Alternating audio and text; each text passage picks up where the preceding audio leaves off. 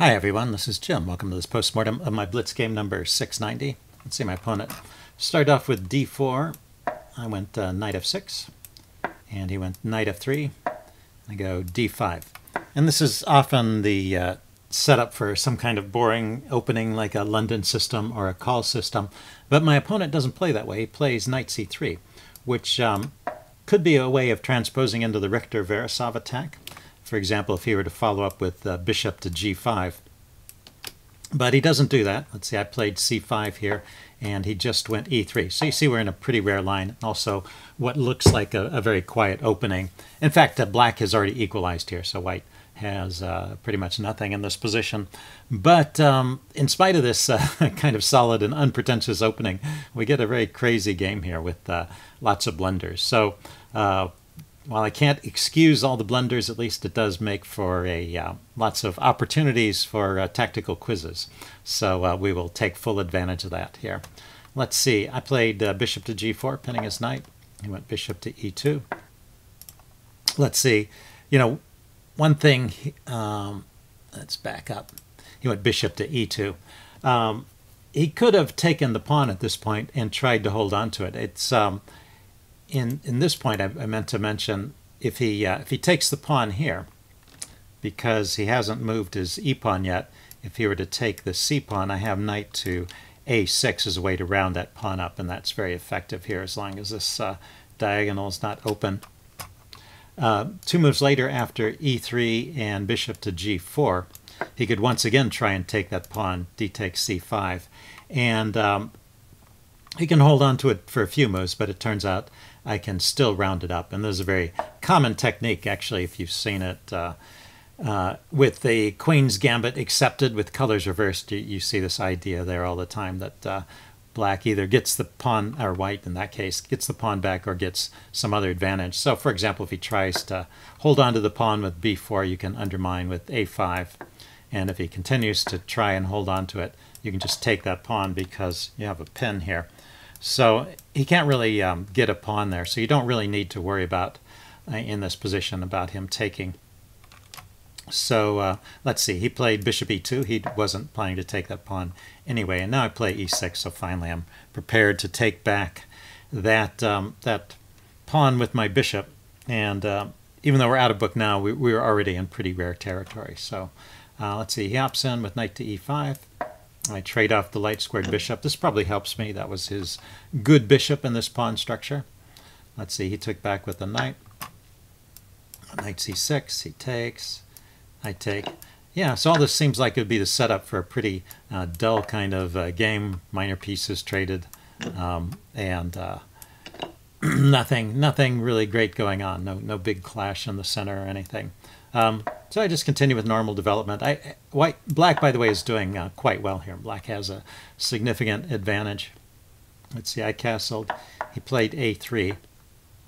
Right here, I should probably react to this idea. He plays b4, and that's kind of clamping down on my c5 push. So this would be a good point to stick in this move a5 and be prepared to meet b4 with a takes b4. Once again, taking advantage of the pin here, he can't actually oh, I'm sorry, it's not a pin. That would just open up this file, but my bishop would round up that pawn.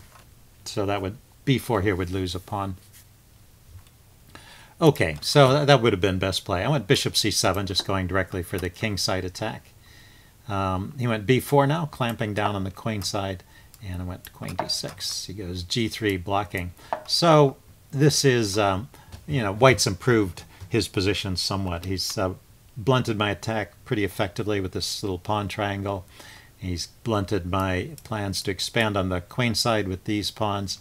His big problem, though, is he's got a very bad bishop here. So there's probably some lingering advantage here still with some lingering advantage here to black still. But I give it away with the move e5. Let's see. Once again, playing a5 and trying to soften up these pawns on the queen side would be a good idea here. But e5 is a bad idea. And he could have just, and he should have just taken. Because after this exchange, well, I'm hitting his rook, so he has to lift the rook up. But, well, now his position is much freer. He's got a square to put his bishop on, and a nice diagonal for it, so it solved all of his problems. And I have a backwards pawn for him to attack. So this one move, e5, kind of switches the game from being in black's favor to being in white's favor. So it's really kind of a critical mistake. And it's just lucky for me he didn't take advantage of it. But he played bishop b2, and now I can play e4 and shut him out. So I keep the edge here. Anyway, he goes knight f4. And even though I have an edge, it's not so easy to play. It's a little hard to make progress. Let's see, the chess engine has this kind of long-winded line where I try and maneuver my pieces around, get in the move f4, f5 rather, and then bring my knight over to the queen side. And it thinks that black is doing well here with this, let's see, rook f to c1,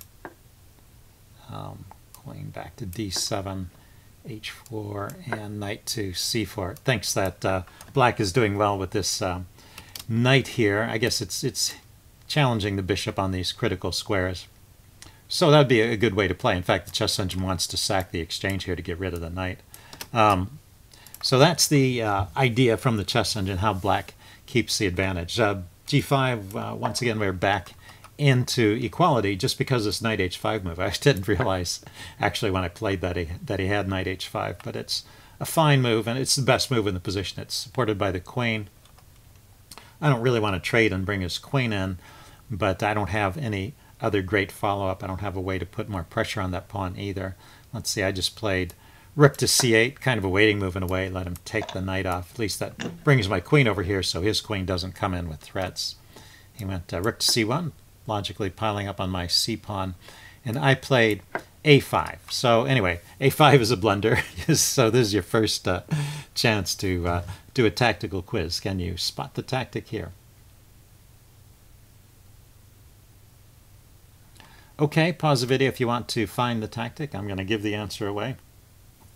The answer is queen to a5.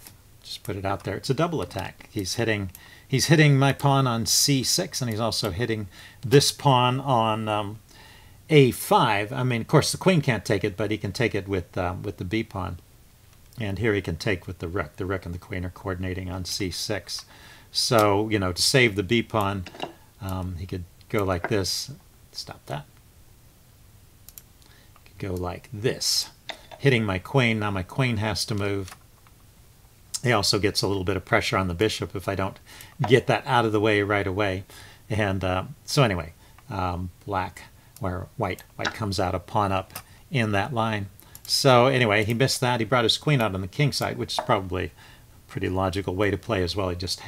He had better. So I get to take the pawn and create a weakness over here, but we're all in the range of about even once again.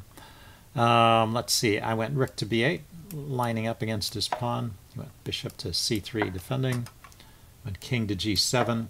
Yeah, I mean, I thought I still had some residual advantage here because he has this bad bishop, but it's not much, if anything. See, he goes rook to a1. I went rook to h8, trying to push some pawns forward, kick his queen around. He went queen back to d7, and I went bishop to d6, piling up on this pawn. I'm sorry, he went queen forward to d7. Let's back up. I moved the queen back to e2. He went queen forward to d7. Yeah, hitting my bishop over here. That was kind of annoying. So bishop to d6, and then he grabbed the c-pawn. But that's a mistake because of what I played. It's a skewer. He doesn't have to take. He could continue to play with advantage with rook to a6. Just pile up on that c-pawn and take it safely. And now, you know, the tables have turned. White's got some edge here. Instead he took, and so once again I'm winning after rook h to c8. Kicks the queen, but more importantly grabs this pawn. Grabs the bishop here. So I take it. But he gets a lot of activity. He goes rook to a6. Now he's piling up on my pinned bishop. So here's your second tactical quiz in this video. There is one move here that black has that defends everything. So how can black defend here and stay a piece up? Okay, pause the video if you want time to think about it. I'm going to give the answer away now. The answer is rook to d8. Yeah, it sort of indirectly defends that bishop and chases the queen away. If he grabs here, then this doesn't work. I can just take it, and that wins the exchange because the rook is defending my queen through his queen. So I don't know why. I just had trouble seeing that. I think I thought about the move rook d8, and I thought it didn't work. But in fact, that's the move here. And he just has to move his queen away at that point. So anyway, I played rook takes b4, and now he's got an edge here. Rook takes d6 is pretty strong. Chases my queen around, and he's going to pick up a pawn. I have a counter move here, which is rook to b7. Once again, this is the only move to defend, and not so easy to find, but it turns out that no matter what white does here, it just leads to exchanges and an even position, because at the moment the pawns are all even. You know, if he moves the queen away, I'm going to take the rook, so he's sort of forced to take something. He can take the queen, I'll take his queen. He can take the rook, I'll take his rook, or he can drop his queen back here, and I can trade off the queens this way and then defend my pawn. So all that would be even. Let's see, I played queen f3 with the idea of going for a counterattack on f2, but that's too slow, and I start to lose material here. Let's see, I went h6 to defend my g-pawn, and right now rook to f5 would be a good move for white. This continues and maintains white's winning advantage. Let's see, kicking my queen here. I need to defend f7, so the queen comes back here. Let's see, and he can then maneuver his queen around, queen to d6. Say rook to b2, lining up on the second rank like I intended. Another check. I can move my king here. My queen's still defending this pawn, but he gets another pawn and sets up a nasty discovered check this way. So white's just winning. Let's see, he went queen e7, probably also still winning for white, but well, it gives me another free move, I guess, to get my pieces lined up here. Now he goes for queen e5 check, king h7, and the pawn is defended now, so he doesn't win a pawn in this line. But he played rook to d8, threatening here, and let's see, I played rook cc2. This is probably a mistake because his threats down here are very dangerous. Let's see, he goes queen h8, check. I run to g6. He went rook d6, check. Go f6 to block. He went queen e8, check. I went king to f5. And now there is a forced mate here. So if you want to see if you can spot the idea for white, how does white force checkmate from this position? What's the next move from white?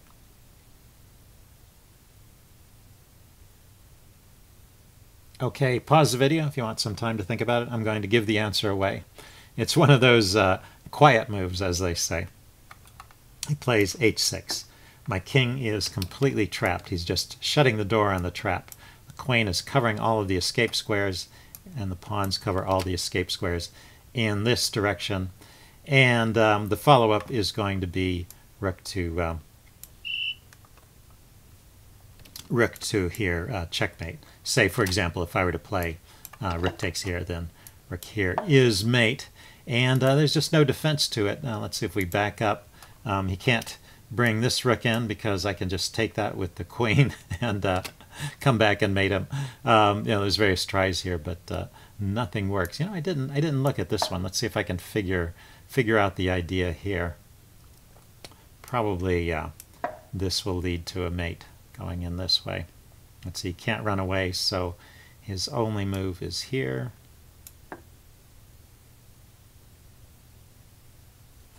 Yeah, I'm not seeing the mate. Here, let me turn on the chess engine.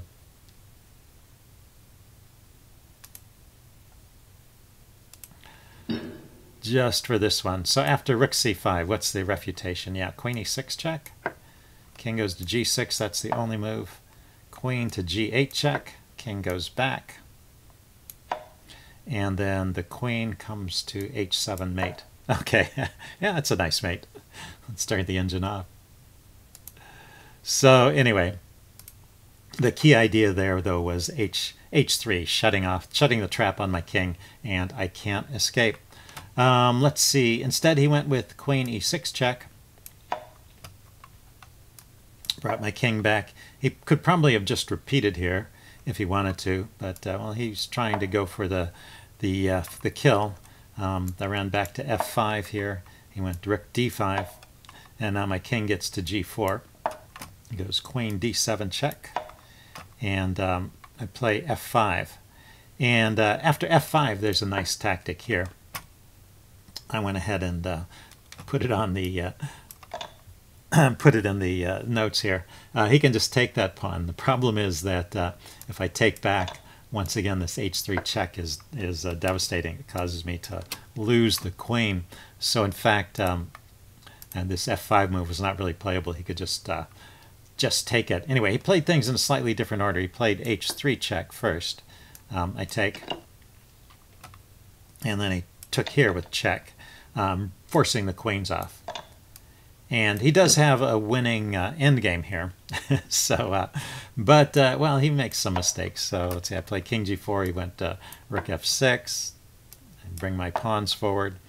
Goes rook to e6. Going after my pawn.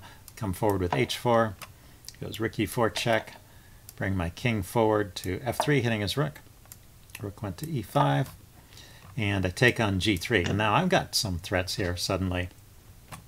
Well, let's see, he played f takes g3 with check, kind of a logical move, but this gets him into some trouble. I played king g4, which is good. He goes rook d1, and then I go rook g2, check. He went king to f1. And there is a forced mate in this position. So see if you can find the idea for a forced mate here. And it's black's. Black gets the forced mate this time. Okay, pause the video if you want time to think about it. I'm going to give the answer away now. The key idea right here is rook to h2. Rook to h2 threatens mate. And his rooks can't come over to control the h-file, so he has to step back with the king. Now I can bring this rook in with check, forcing the king back to f1. And now it's my move here, and the key idea here is this move king to h3, defending the rook on g2 and threatening the mate. And he can't stop it because, once again, well, this pawn is in the way. He can't get his rook to the h-file to check my king, and this rook is not in a position to contribute, and moving his king doesn't help. So rook to h1 mate is unstoppable. So pretty cool. Anyway, he went king f1, and I took on g3, and after a few moves, I just go for the repetition. He can't escape the mate threats, and I didn't want to have to worry about this pawn here. Queening, white still has that material edge, so I get a draw by repetition and maybe a fair result with all of those missed mates. Hope you guys enjoyed the tactical workout here, and I will see you again next time. Bye.